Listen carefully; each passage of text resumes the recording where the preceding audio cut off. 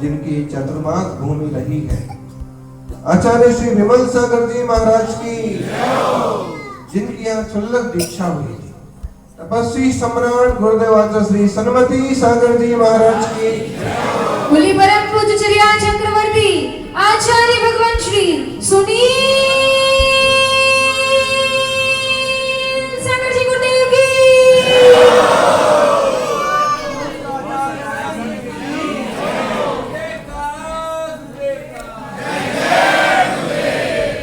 भारी ठंड से भी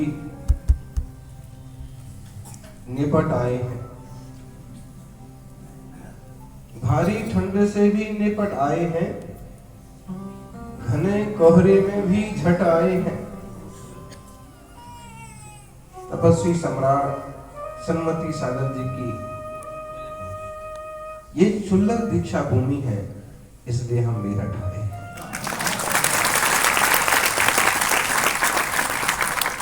आंख भर के बाहर निकले ना निकले, लेकिन हम तो निकल पड़े हैं और कितने भी परिचय आए मोक्ष मार्ग पर खड़े हैं।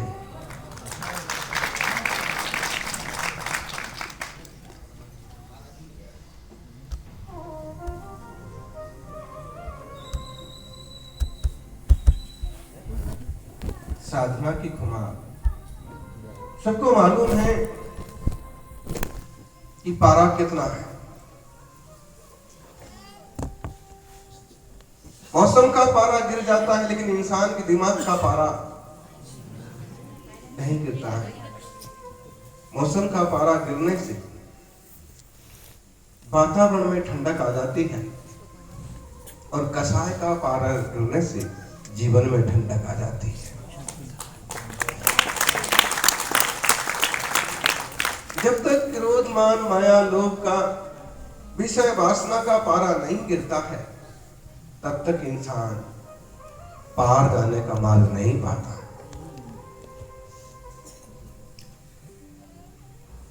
सौभाग्यशालियों,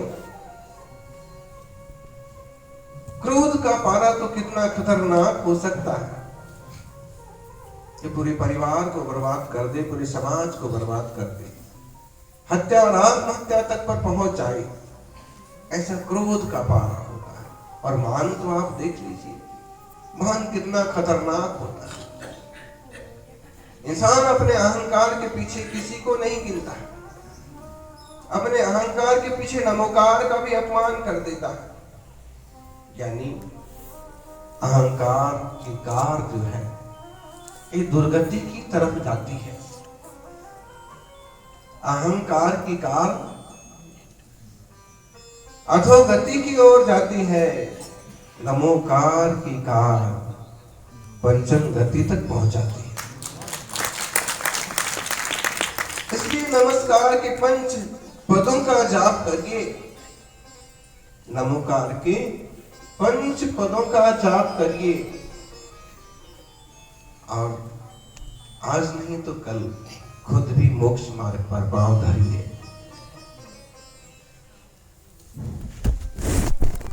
इस मेरठ की धरा पर कभी तपस्वी सम्राट ने अपना पांव धरा था, क्षुल्लक दीक्षा ली थी कि साधना की खुमार छाई थी, साधना की खुमार छाई थी। किसी को वासना की खुमार छाती है और गलत रास्ते जाता है, मार खाता है। साधना की खुमार छाई थी,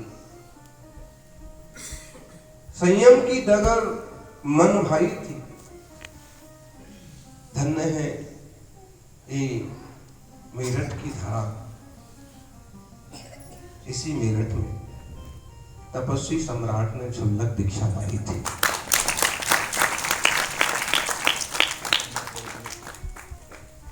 जय श्री ऑयल मिल कंपाउंड,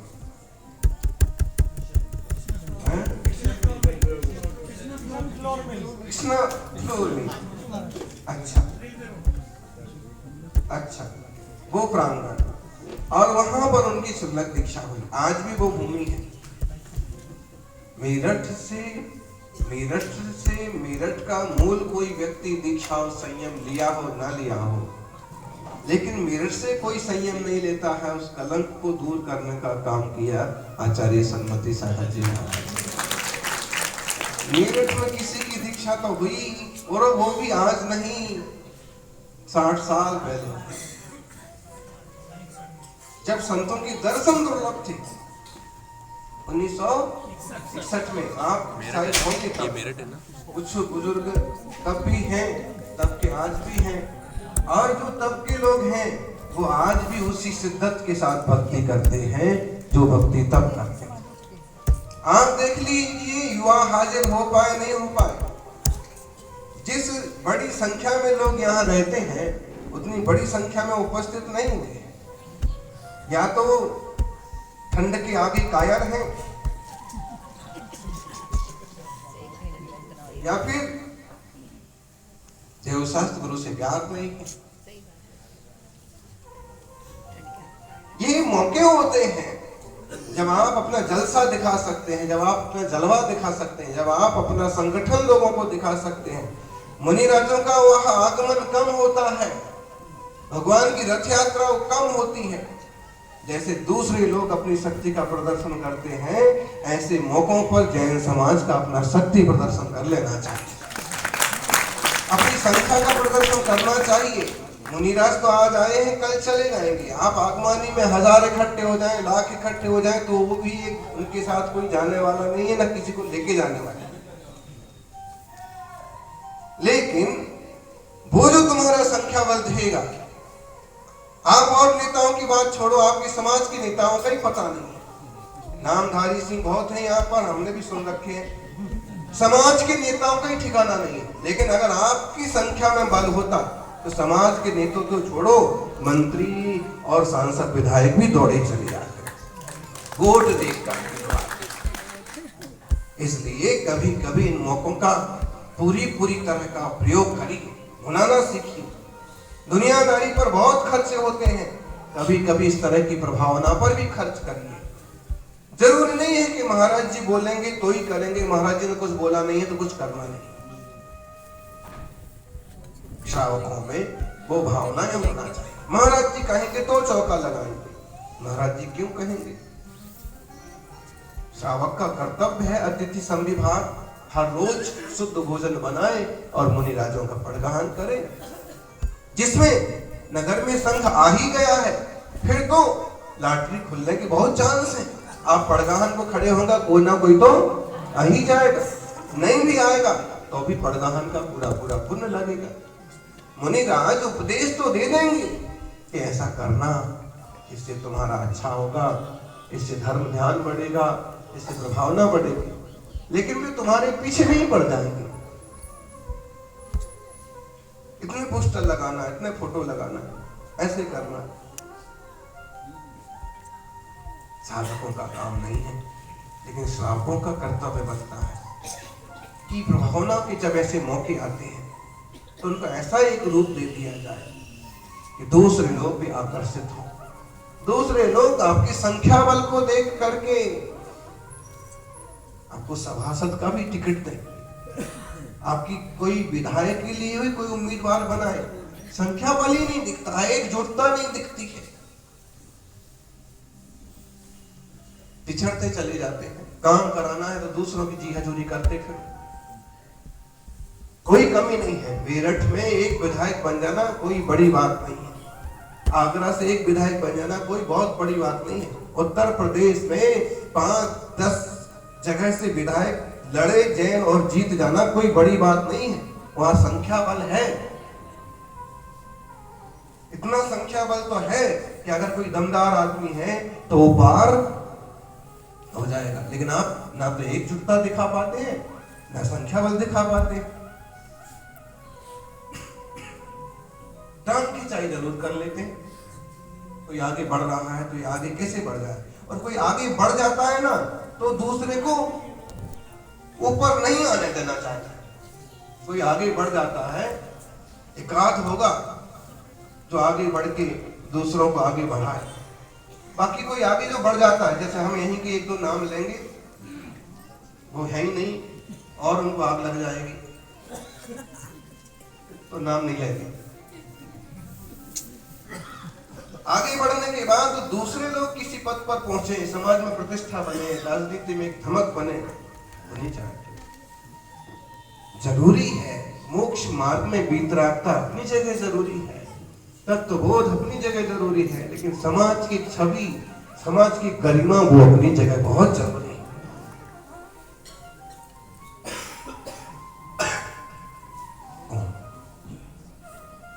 तो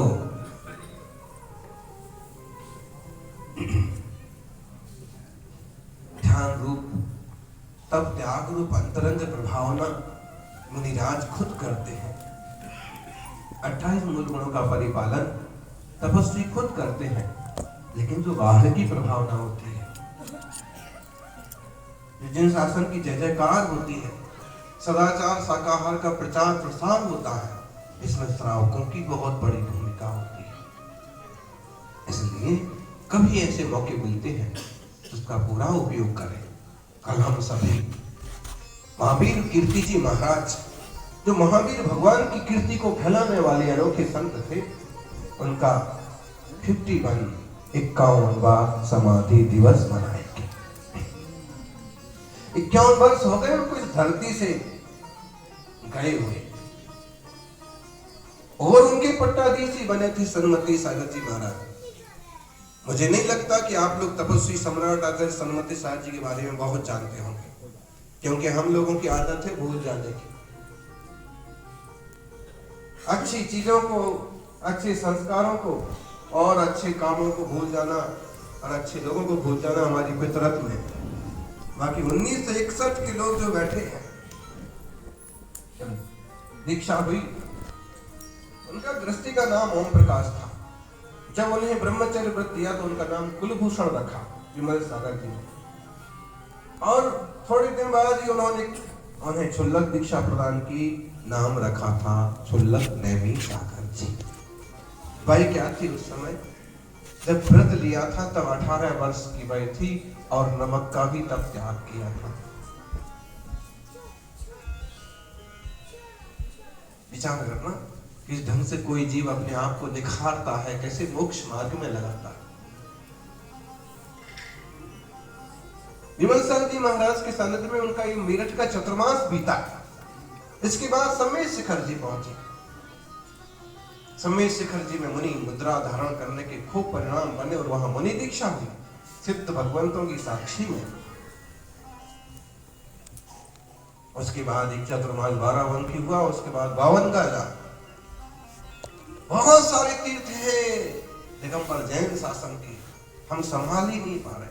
52 गजा मतलब बड़ी सारी 52 गज की आदिनाथ भगवान की मूर्ति, और वहां पर सन्मति सागर जी ने देखा कि हमारे गुरु विमल सागर जी के भी गुरु महावीर कीर्ति बहुत ज्ञानी ध्यानी है। उनने अपने गुरु जी से आग्रह किया,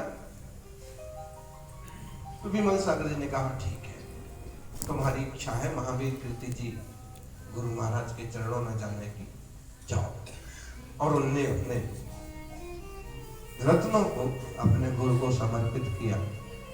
लेकिन वह जो तपस्वी सम्राट के रूप में वट वृक्ष की भांति उस लोक में विस्तृत हुए, उनका बीज कहाँ लगा था?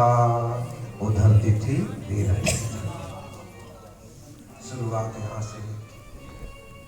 मुझे लगता है कि आप लोगों को इतना फक्र, इतना गौरव होना चाहिए कि प्रत्येक जिनालय में उनका सुंदर सा चित्र हो, चरण चिन्ह हो, और आप अपनी पीढ़ी को परिचित कराएं कि ये वो संत के चरण चिन्ह हैं जिन्हें दुनिया तपस्वी सम्राट कहती है, जिनने अपने जिंदगी में मुनि बनने के बाद कभी घी का, तेल का, शक्कर का, नमक का प्रयोग नहीं किया, जिनने आचार्य बनने के बाद कभी अन्न का उपयोग नहीं किया, अन्न नहीं खाया 35 साल तक, और जिंदगी के अंतिम 10 साल में केवल छाछ पानी लेते थे 2 दिन बाद। जब अष्टांगिका और पर्युषण आएंगे तो 10 दिन बाद। है कोई ऐसा? ये तपस्या तो केवल दिगंबर जैन शासन में ही पाई जा सकती है, और एकाध कोई बिरला तपस्वी सम्राट।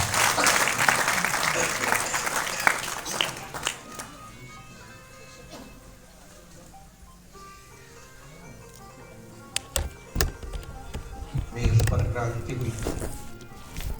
मेरठ की धरा पर एक क्रांति हुई थी देश की स्वतंत्रता के लिए, और मेरठ की धरा पर दूसरी क्रांति की तपस्वी सम्राट ने आत्मा की स्वतंत्रता के लिए।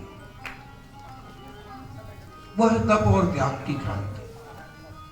और आज भी आप देख लीजिए कि जहां लोग बिस्तर के बाहर नहीं आए हैं, आप थोड़ी सी लोगों को छोड़ दो,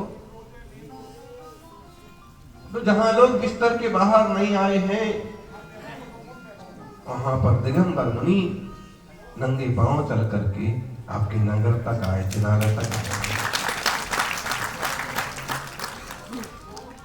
हम आप लोगों में से किसी को भी बुरा नहीं कहेंगे, आप लोग बहुत अच्छे हैं, कम से कम जागे तो सही। हाँ, अब इसमें कुछ लोग ऐसे रहते हैं कि जो फोटो के लिए, अच्छा रास्ते चलते फोटो खींचना आसान होता है, कुछ लोग सेल्फिश होते हैं, सेल्फी वाले, और कुछ लोग सच्चे भक्त होते हैं कि फोटो जाए कहीं जाए, सेल्फी हो ना हो, लेकिन मुनिराज का प्रवेश कराएंगे, मंदिर ले जाएंगे, आशीर्वाद पाएंगे। सच में इस युग में प्रदर्शन बहुत हावी हो रहा। कई बार तो त्याग करने वाले लोग भी प्रदर्शन करने लगते हैं, जबकि प्रदर्शन का क्या काम, आत्मदर्शन जरूरी है। इस भौतिक प्रदर्शन में देह की जो सर्दी खांसी है ना, इसे बहुत एकदम बैठ जाता है, कब पकड़ जाता है खांसी।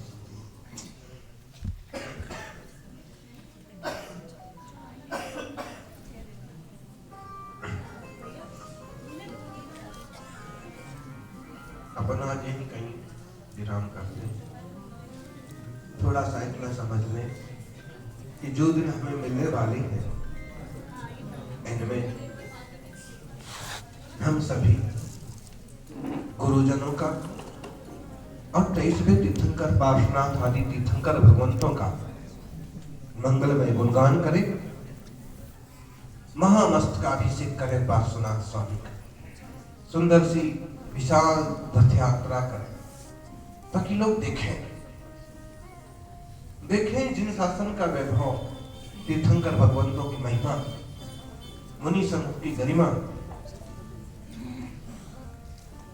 और इन दिनों में थोड़ी सी तत्व की बातें, आत्मज्ञान की बातें अपन जरूर समझें।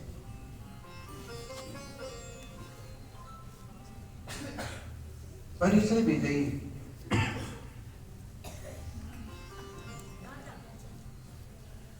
परिचय जय मुनिराजों का एक गुण होता है।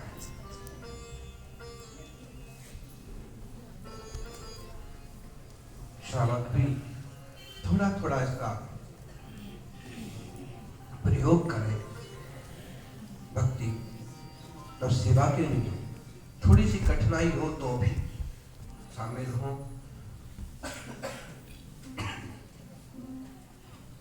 और जीवन को मंगलमय बनाए।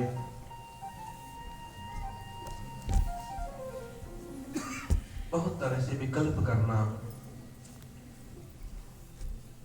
बहुत तरह के परिणाम करना, इससे हम धर्म का लाभ नहीं ले पाते। हम परिणामों को एक दिशा दें, और वर्तमान में जो चतुर्विध संघ का संयोग बना है, इस संयोग का लाभ लें। मुझे लगता है कि मेरठ वालों को बताने की जरूरत नहीं है कि लाभ कैसे लेना है।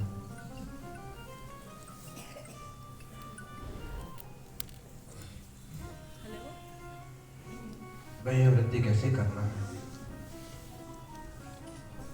और आपकी भावनाएं उत्तम हो, निर्मल हो। प्रत्येक आत्मा अपने चैतन्य घन स्वभाव को जाने। हम केवल विशेषों में न जिए, हम केवल प्रदर्शन में न जिए, हम अपने सामान्य स्वभाव का भी दृष्टिकोण करें, अपने स्वरूप को भी पहचाने, प्रभु के रूप को देख देख करके हम निज स्वरूप को पाने का पुरुषार्थ करें। मुनिराजों का कठिन तप त्याग देख करके हम भी विकारों के त्याग का, विभावों के त्याग का समय पुरुषार्थ करें। यही मंगल भावना। जय बोलिए। 24 तीर्थंकर भगवान की, सनातन अहिंसामयी जैन धर्म की, परम पूज्य आचार्य भगवान श्री सुनील सागर जी गुरुदेव की।